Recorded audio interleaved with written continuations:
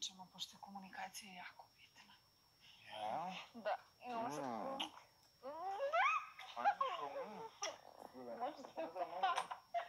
A tu ste vi! Pa šta radite tu?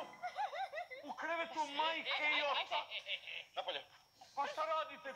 Pa skrnavite bračnu postelju svojih roditelja.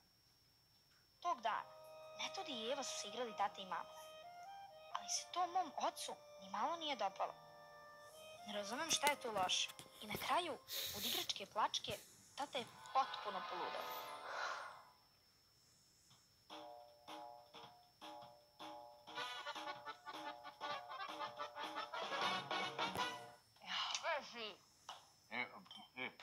Prekite vas dve. Gojko? Pa nervira me. Ma šta se nervira, tišina? Samo nam još vi falite. Jezu, izvoli kafu. Ovo je.